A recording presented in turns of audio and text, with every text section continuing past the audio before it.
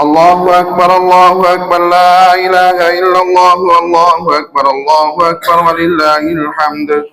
الله أكبر الله أكبر لا إله إلا الله الله أكبر الله أكبر ولله الحمد الحمد لله الكبير المتعال ذي الفضل والإحسان والإفضال الذي من على المؤمنين بشهر رمضان والقرآن ورفع عنهم السر والأغلال ونشهد أن لا إله إلا الله وحده لا شريك له ونشهد أن سيدنا ومولانا محمدا عبده ورسوله الذي أرسله لقطع رسالات الطغيان والإضلال الله أكبر الله أكبر لا إله إلا الله والله أكبر الله أكبر ولله الحمد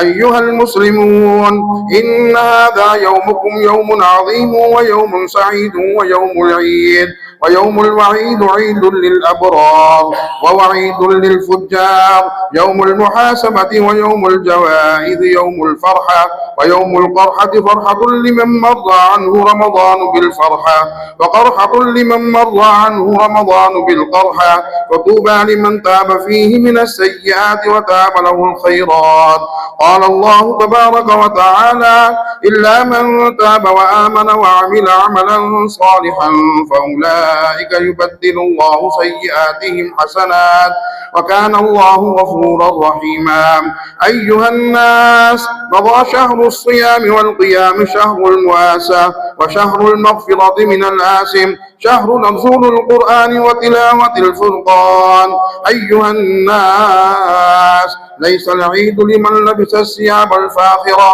إنما العيد لمن أراد صواب الآخرة ليس العيد لمن أكل النعيم إنما العيد لمن أتى الله بقلب سليم ليس العيد لمن شرب وأكل إنما العيد لمن أخلص لله العمل ليس العيد لمن لبس الجديد إنما العيد لمن خاف الوعيد ليس العيد لمن تبخر بالعقود إنما العيد لمن تاب ولا يعود ليس العيد لمن تزين بزينة الدنيا إنما العيد لمن تزود بذات التقوى ليس العيد لمن ركب المطايا إنما العيد لمن ترك الخطايا ليس العيد لمن نصب القرود إنما العيد لمن سعيد بالمقرود الله أكبر الله أكبر لا إله إلا الله والله أكبر الله أكبر ولله الحمد ليس العيد لمن ينفق لغير الله إنما العيد لمن ينفق في سبيل الله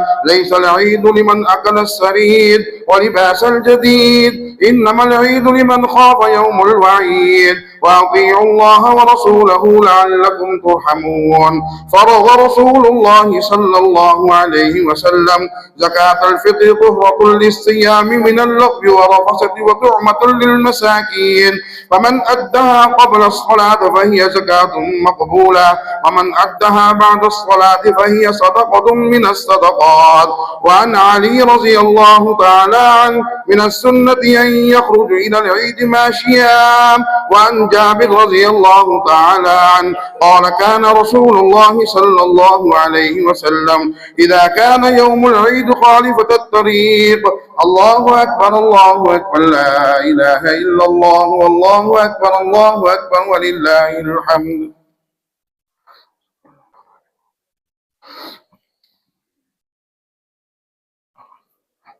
الله أكبر الله أكبر لا إله إلا الله والله أكبر الله أكبر ولله الحمد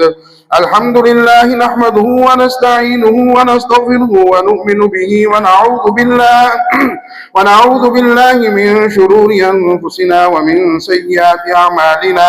من يهده الله فلا مضل له ومن يضلله فلا هادي له ونشهد أن محمدا عبده ورسوله أرسله بالحق بشيرا ونذيرا بين يدي الساعة من يطع الله ورسوله فقد رشد ومن يعص الله ورسوله فقد ضل وغوى الله أكبر الله أكبر لا إله إلا الله والله أكبر الله أكبر ولله الحمد أما بعد فيا أيها الناس اتقوا الله واجتنبوا المعاصي والمآثم إن لكم معالم فانتهوا إلى معالمكم وإن لكم نهاية فانتهوا إلى نهايتكم فإن العبد بعد بعد مخافتين بين أجل قد مضى لا يدري ما الله صانع به وبين أجل قد بقي لا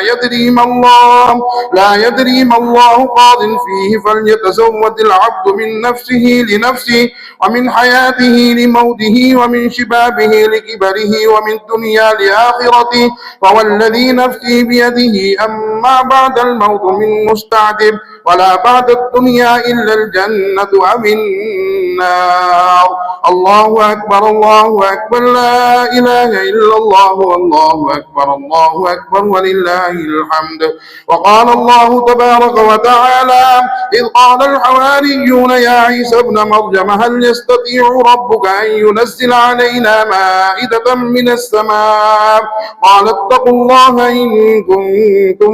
مؤمنين قالوا نريد أن نأكل منها وتطمئن قلوبنا ونعلم أن قد صدقتنا ونكون عليها من الشاهدين. قال عيسى ابن مريم اللهم ربنا